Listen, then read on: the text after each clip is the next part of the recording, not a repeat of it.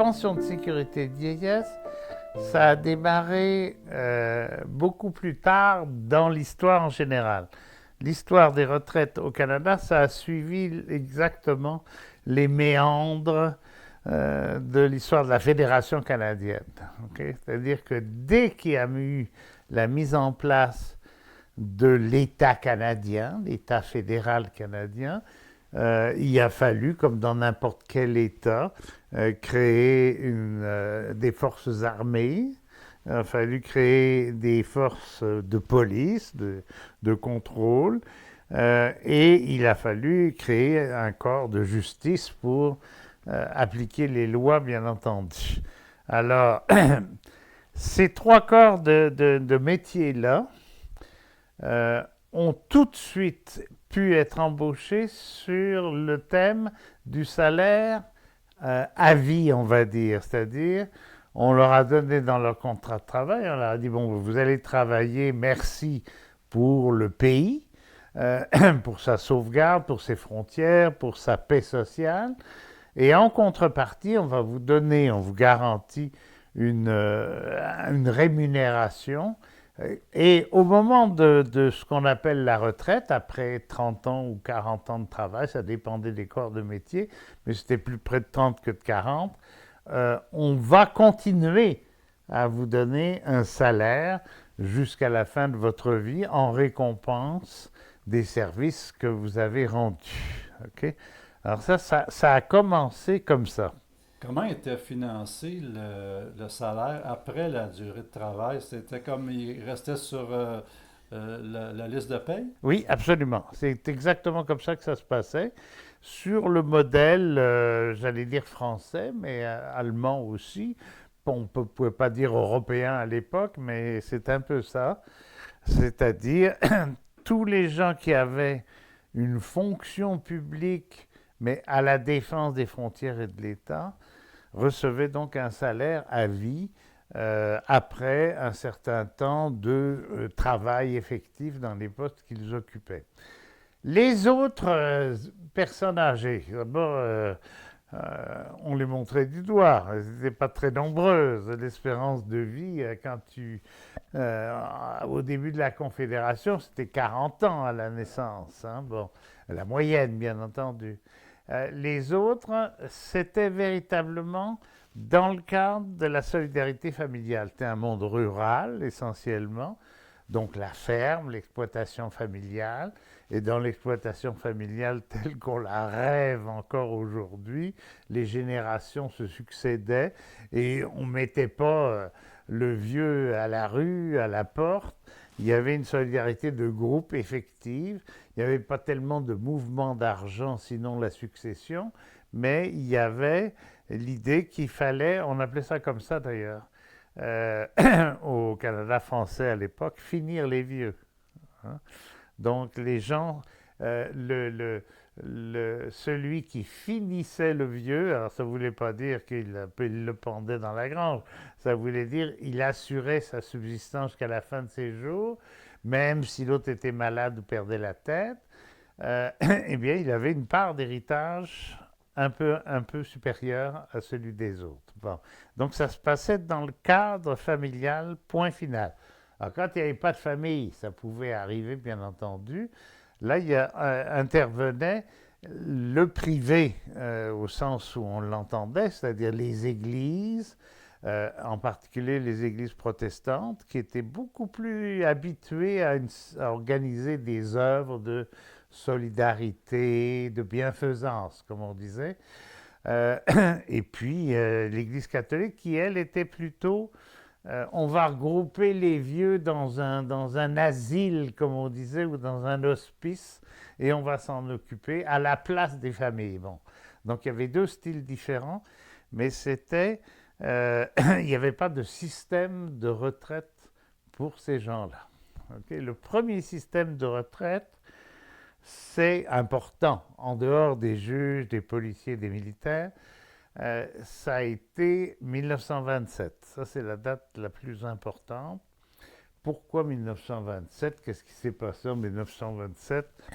euh, Il faut remonter un peu avant. Il faut remonter à la guerre. Et la guerre, c'était pas des militaires engagés, comme je l'ai dit tantôt, c'était la conscription, c'est-à-dire que tu partais à la guerre parce que c'était ton devoir de mettre ton sang au service de la patrie, aussi bête que ce soit, mais c'était comme ça.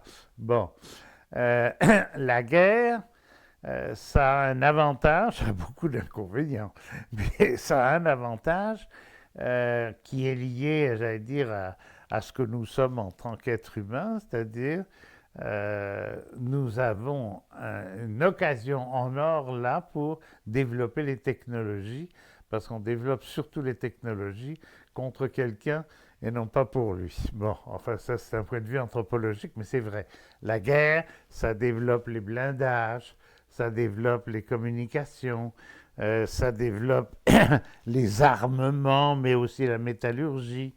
Ça en particulier, et puis ça emploie à la place de ceux qui sont partis à la guerre, ça emploie les femmes, ça emploie les jeunes, les enfants même étaient employés à ce moment-là. Bon, alors c'est 1914-1918, c'est la Grande Guerre, ça devait être la dernière, euh, et on sait que ça a donc développé tout ça. J'allais oublier quelque chose d'important, c'est l'aviation qui s'est développée à ce moment-là. En 1918, armistice du 11 novembre, les Canadiens comme les autres rentrent chez eux et il faut leur donner de la place. Bon. Où on va leur donner de la place, d'abord il faut leur redonner un emploi. Ils ont passé 4 ans à se faire casser la figure. Donc on ne va pas les laisser comme ça, bien entendu. L'opinion publique n'aurait pas été pour eux. Bon. Donc on leur donne la place qui était occupée par ceux qui n'avaient pas été à la guerre.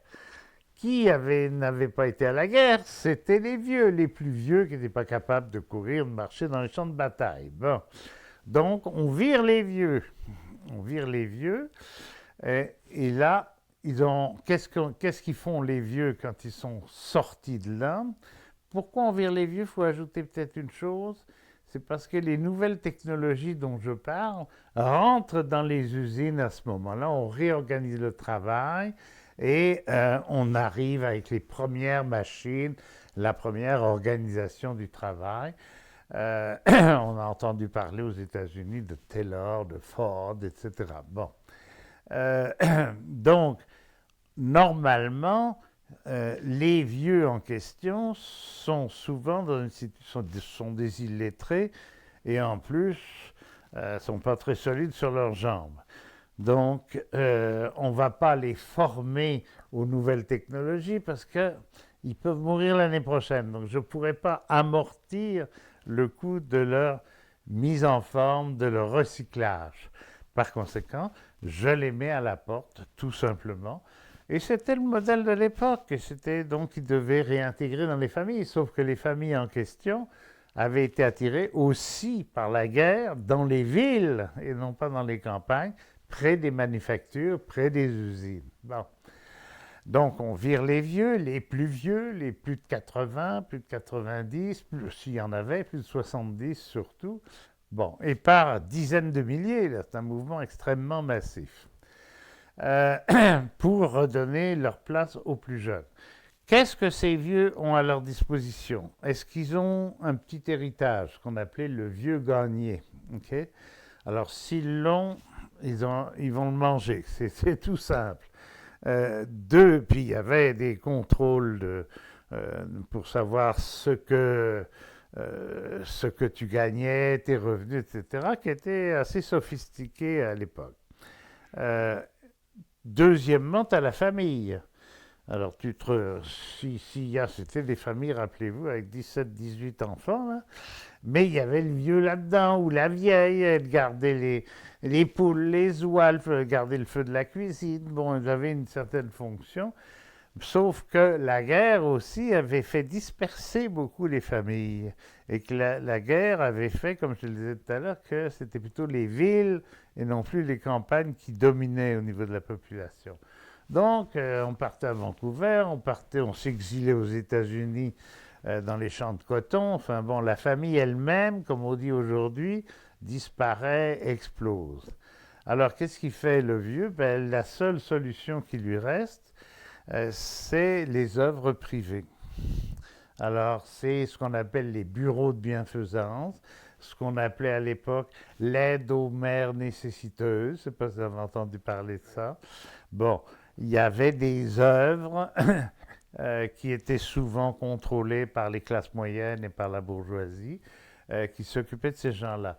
Les classes moyennes, on devrait dire les femmes des classes moyennes. Hein? C'est une espèce de ce qu'on appelait les dames patronesses, okay, les femmes d'œuvre. Or, ces femmes-là, elles parlent à leur mari en rentrant le soir ou en fin de semaine. Et elles disent, attention, tous ces gens-là ont travaillé toute leur vie. Bon. Et les œuvres que nous menons en tant que bénévoles ne suffisent plus. Autrement dit, ce n'est pas juste un problème de quelques ratés dans le système, c'est devenu un problème social, massif et collectif. Et si on continue, on va avoir des sérieux problèmes. Quels sérieux problèmes? Pas seulement des ressources qui manquent pour donner de la soupe et puis pour héberger ces gens-là, mais attention, en 1917, les Russes ont abattu leur tsar et ils ont bâti un nouveau modèle qui fait rêver bien des gens. On n'avait pas la télévision comme on a aujourd'hui. Bon, on ne savait pas tout ce que ça allait donner, le goulag, etc. Il y avait un espoir d'une alternative qui menaçait même le système parlementaire canadien-anglais, bon, qu'on connaît, bon, et qui sévit encore aujourd'hui. Tout ça mis ensemble, les nouvelles technologies, l'expulsion du travail, les alternatives qui arrivent, la famille éclatée, vous ajoutez un tout petit soupçon de quelque chose, c'est il y a eu des campagnes où les gens se sont rendus compte qu'il y en avait qui avaient des pensions. Les fonctionnaires avaient des pensions. Les sénateurs, les députés qui parlementaient entre eux à Ottawa et ailleurs avaient des pensions assez fortes. Il faut penser qu'un sénateur à l'époque avait 4 000 dollars, 1918, 19, 20, par année de pension. Okay? Alors, ça finissait par se savoir, et c'est normal qu'un sénateur qui a donné toute sa vie à la politique soit honoré d'une pension, c'est pas le problème. Mais les autres en voulaient aussi un bout, d'autant qu'ils avaient contribué à la victoire militaire et contribué au progrès commun au niveau de la technologie, etc. Ajouter un dernier petit détail pour faire un plat tout à fait opportun, c'est les élections. Alors, les élections arrivent et en 1926, d'abord, il y a une commission qui se réunit à Ottawa pour voir le problème des pensions. C'est toujours comme ça que ça commence. Mais en 1926 aussi, Mackenzie King, qui allait devenir Premier ministre du Canada en 1927, promet dans sa campagne électorale de donner 20 dollars par mois. 20 dollars par mois, ça fait 240 dollars, alors que les sénateurs en avaient 4 000. Hein? Bon, vous voyez la différence.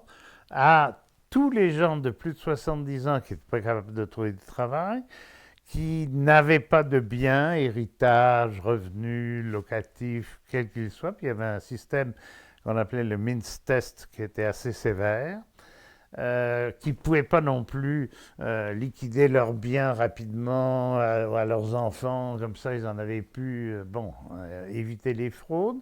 Donc 20 dollars par mois, il fallait avoir plus de 70 ans, ne plus avoir de revenus du tout, et avoir séjourné à l'époque entre 30 et 40 ans au Canada. Pourquoi? Parce qu'aux États-Unis, ça se savait qu'on montait. Donc, les frontières étaient encore plus poreuses qu'aujourd'hui. Et par conséquent, beaucoup auraient immigré en disant ça y est, bonjour, j'ai 70 ans.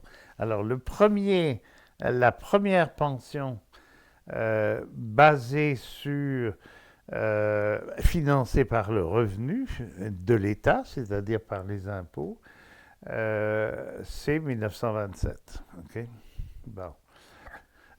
On pourrait reproduire le même schéma pour arriver à la deuxième étape qui est la sécurité de la vieillesse, dont on parlait tout à l'heure. Alors ça, c'est 1952. Même chose, commission. Bon, je ne vais pas recommencer mon histoire, mais c'est pareil. La guerre de 39-45, beaucoup de morts, beaucoup de progrès technologiques, les femmes au boulot dans les usines d'armement. On a tous vu des photos comme ça. Est-ce que c'était la pension de 1927 améliorée ou un autre programme qu'on s'est fait? C'est un nouveau programme parce que la pension de 1927 est un programme d'assistance. OK? Tandis que là, c'est un vrai programme de retraite qui commence lui aussi à 70 ans, mais qui est universel. Hein. Il suffit d'être citoyen canadien résident depuis 30 ou 40 ans, la règle est la même, parce qu'il y avait beaucoup d'immigration, encore une fois.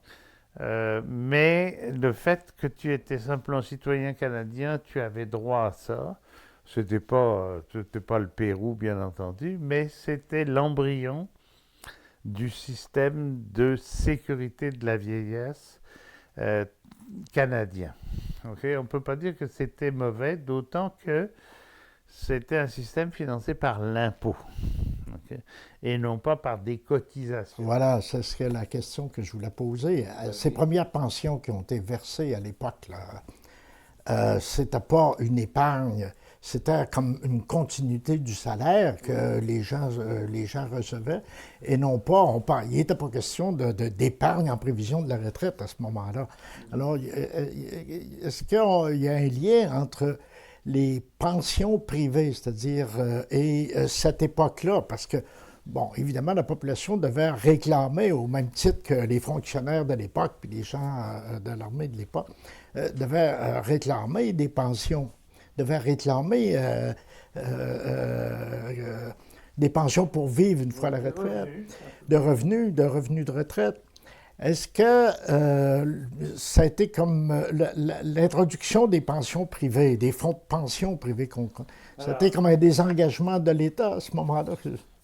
Les premiers fonds de pension privés, en dehors des fonds de pension publics pour les militaires et les fonctionnaires, les hauts fonctionnaires de la justice et de la police, ça a été dans les grandes entreprises, les grandes papeteries, les grandes mines, etc.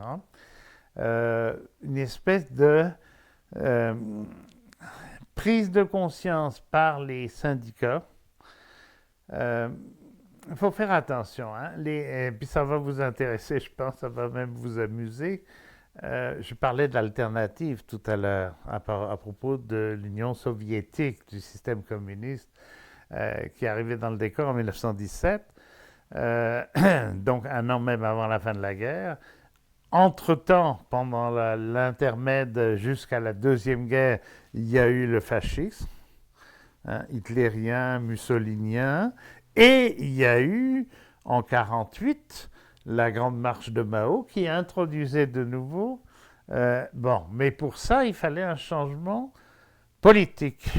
Okay, c'était une possibilité qu'on devienne un pays socialiste. On aurait très bien pu... ça aurait pu arriver. Il y avait une dynamique de créer, là. Hein? Il y avait une dynamique de créer en oui, faveur c'est du ça. social. Il y avait des exemples. C'était pas juste une utopie d'intellectuels. Bon...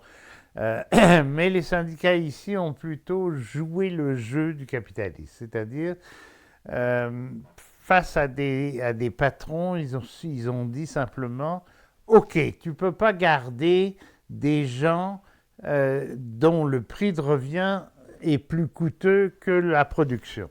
C'est normal, tu n'es pas une œuvre de bienfaisance, tu es là pour faire de l'argent, c'est ta règle du jeu, c'est le jeu du Monopoly. On va le jouer ensemble, mais jouons-le ensemble, négocions-le ensemble, et par conséquent, tu mets des gens à la porte alors qu'ils t'ont servi et qu'ils ont fait tes bénéfices pendant 20, 30, 40 ans, sans compter que c'était souvent des familles entières hein, qui arrivaient dans ces grandes entreprises-là.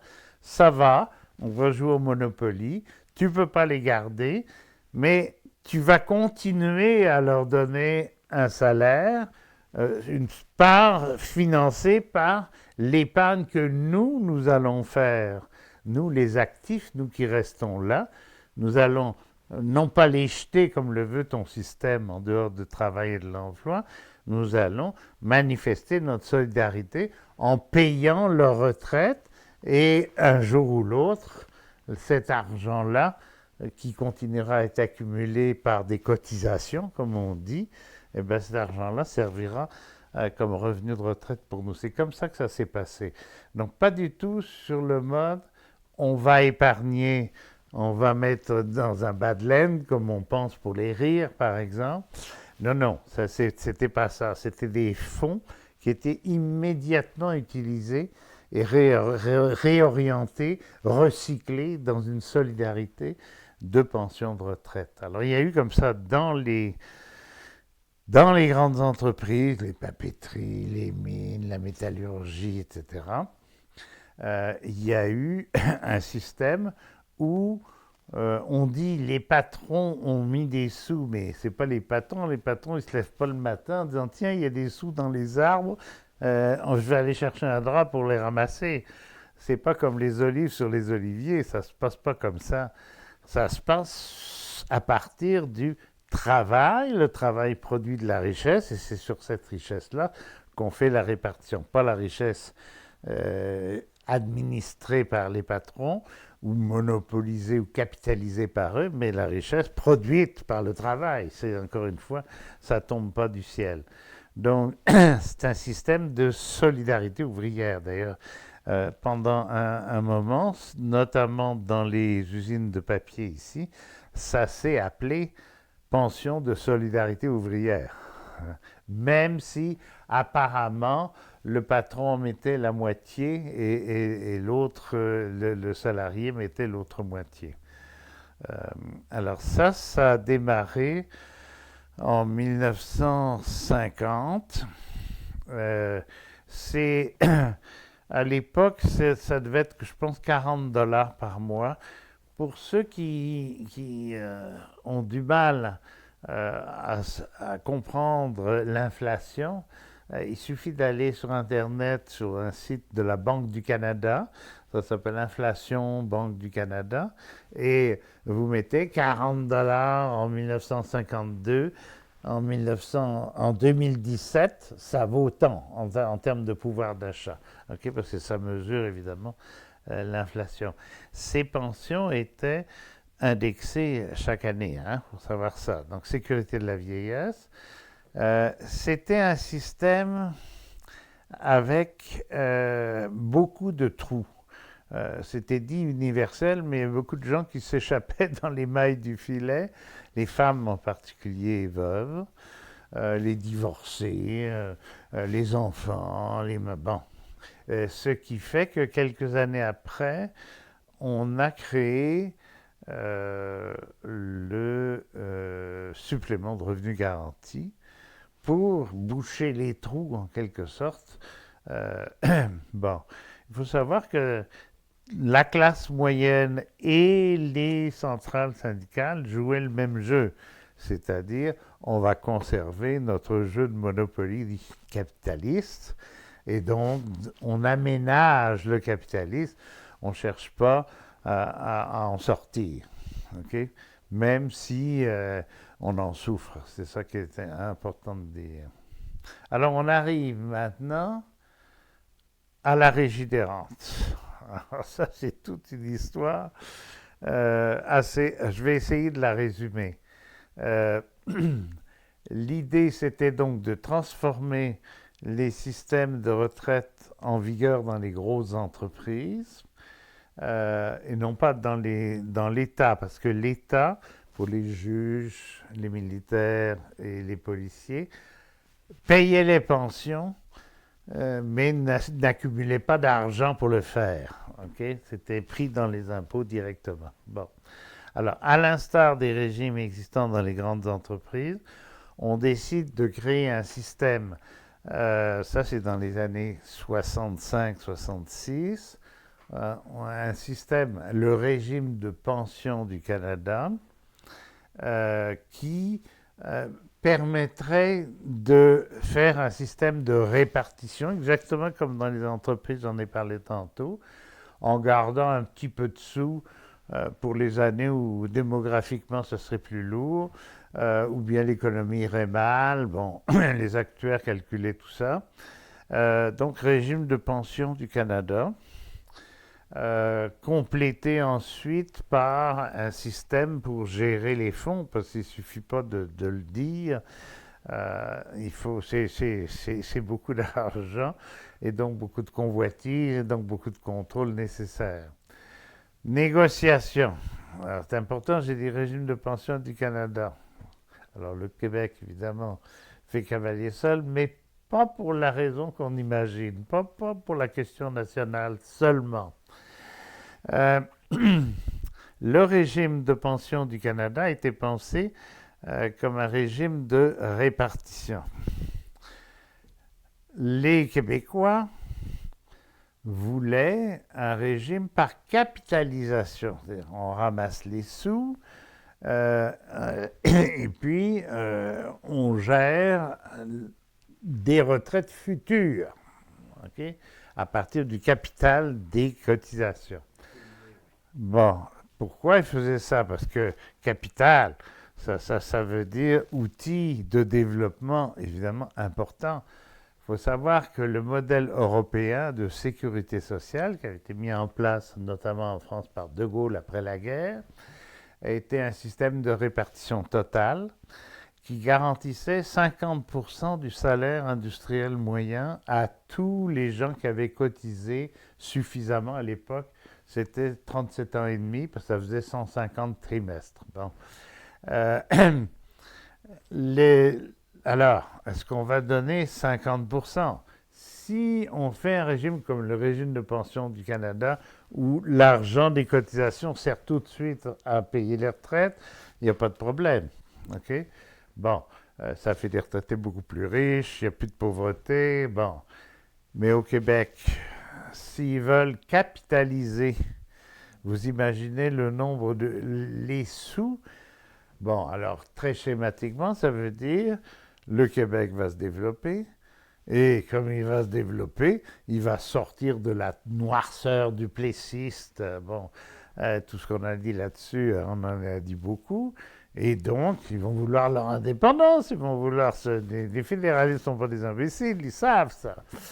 Alors, on a décidé de créer un système pour le Québec un petit peu différent, avec un petit peu un fonds de répartition, un petit peu, géré par une caisse autonome qui s'appelle la Caisse de dépôt et de placement qu'on connaît bien, qui gère toujours les fonds de la RRQ, et le reste, à part les fonds d'administration, mais ça c'est un demi-% à peu près, tout le reste donc va être dans le cadre d'un système de répartition, et c'est comme ça qu'on a démarré la caisse des dépôts, avec ça, plus les caisses de fonctionnaires qui fonctionnaient sur le même système, à part que les caisses de fonctionnaires étaient des caisses où l'employeur, REGOP, RRE, RRCE, je pourrais vous en citer, il y en a des dizaines, l'État n'a jamais mis un sou. Très important, jamais mis sa part, comme on dit, il n'a pas joué l'exemple de l'employeur du tout. On pourra en reparler parce que ça crée toute une différence. Et du coup, la loi du RPC et du RRQ, on rassemble tout le monde arrive à un système à peu près adapté à tout le monde, mais pour que les Québécois ne puissent pas penser trop facilement un jour à se séparer de Sa Majesté la Reine et de l'État fédéral, on donne 25% du salaire industriel moyen, alors qu'en France, en France et en Europe, en général, c'est le double. Okay? Donc, on règle provisoirement le problème des revenus de retraite, si j'ose dire, mais on ne règle pas du tout le problème de la pauvreté à la retraite, puisqu'on décide 25% de ce que les gens ont gagné, et encore ça, c'est pour ceux qui ont travaillé pendant 40 ans à un certain taux de salaire qui justifiait une cotisation de 5, 6, 7, 8% pour la retraite. Alors ça, c'est la régie des rentes. La création de la Caisse des dépôts, la création de l'Institut d'investissement au niveau fédéral, c'est beaucoup de milliards. Hein? Bon, donc un régime de répartition, mais en même temps de capitalisation. La dernière réforme, on est dedans, là, c'est le fait de confier à la Régie des rentes la gestion de l'ensemble des régimes privés dans les entreprises. C'est l'organisme de tutelle, autrement dit. C'est pas juste un régime de rente pour tous les salariés. Ils peuvent se mêler du régime d'entreprise que tu as si tu gères ça correctement. Et Dieu sait si c'est devenu un corps de police économique extrêmement important.